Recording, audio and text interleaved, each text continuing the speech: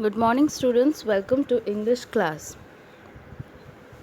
We are reading The Throne of Justice. This is chapter 6, and today we are going to read the remaining portion of the story. In the last class, we read about Vikramaditya's throne, which was found by some boys, and the news of it came to the king, and he was very much interested to sit on that throne. And we stopped in that portion where the king sent his men to bring that throne to his palace. Today we will continue from that part. So, in Vikramaditya's throne was brought to the king's courtroom, that is the audience room, and as it was dug out of the earth, so naturally there were some dirt on it. So it was cleaned and polished, and one particular day was chosen on which king was going to sit on that throne. And on that day, many people gathered in front of that throne, and the king then prayed and he tried to sit on the throne. But just as he was about to sit himself on it, one of the Garudas moved its wing. So you remember there were this mythical bird called Garuda on that throne. So suddenly one of that Garudas, it started moving its wing, and it said in a clear and loud voice, "Wait, before you sit yourself on the throne, ask yourself if you deserve this honor. Only the pure of heart can sit on this throne. Have you ever been unjust and cruel?" So, this bird asked him that whether he had been unjust or cruel to anyone ever in his life. If he was, then he cannot sit on the throne. Hearing that, the king thought that he needed to repent for his past activities, which were somewhat cruel and unjust, and he decided to pray and fast for 3 days. And after doing so, he came back and once again tried to sit on the throne.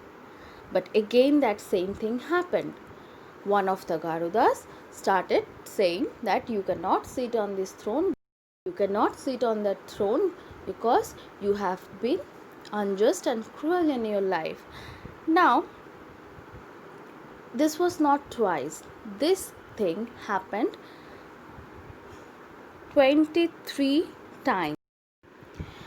The king every time thought that his misdeeds will be forgiven because he is repenting, but it never happened. Every time he wanted to sit on the throne, one of the Garudas would speak the same thing. Finally, there were only one Garuda left, and people who gathered there looked worried and sad because this was the last time he was getting the chance to sit on that throne. So there was an anxiousness, a tension going on over there whether he could sit on it or not. So this was the 24th time he was trying to sit on the throne, and this time again the Garuda, or that mythical bird, fluttered its wing and spoke. But this time it spoke a different words. What? Did you not understand why we asked that question? King said, I did. I did understand. Only the young cowherd was permitted to sit on the throne of Vikramaditya. Only he received the wisdom of the ancient king because he had never been unjust or cruel. So what king realized? That anyone who had never been unjust or cruel to anyone in his or her life can sit on the throne. No one else who had been unjust or cruel for once, he cannot sit on that throne. So after this, what happened? That A loud rustling sound could be heard, and suddenly, to the great astonishment of the assembled crowd, a large black marble throne rose in the air and flew out with the Garudas holding it. The crowd watched amazed.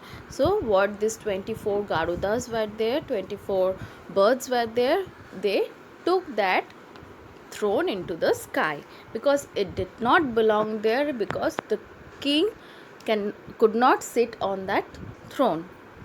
Now after that, what happened, that king realized why he could not sit on that throne, and he addressed the same to his subjects, the people who gathered over there. What he told: you have all seen the happenings of the last few weeks. You have all heard the questions and my replies to them. The Garudas did not allow me to sit on the throne of Vikramaditya.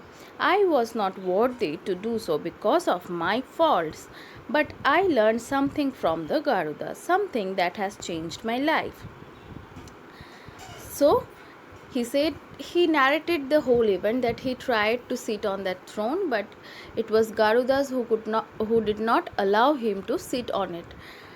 But in through these activities, he learned something, a lesson. What was it? That Vikramaditya's throne was not going to make me a wise and just ruler. I should be wise and just in everything all the time, whether or not I am seated on the throne of Vikramaditya. So, mere sitting on a throne will not make you wise, will not make you just, or will not make you a good ruler. To be just and kind, it is you yourself that need to do. So he realized that, and everyone moved away. Now, from your last class, you remembered that Vikramaditya was a very just king, and again his judgment had been a wise one this time too, because we can say that it was his judgment that did not allow the king to sit on the throne.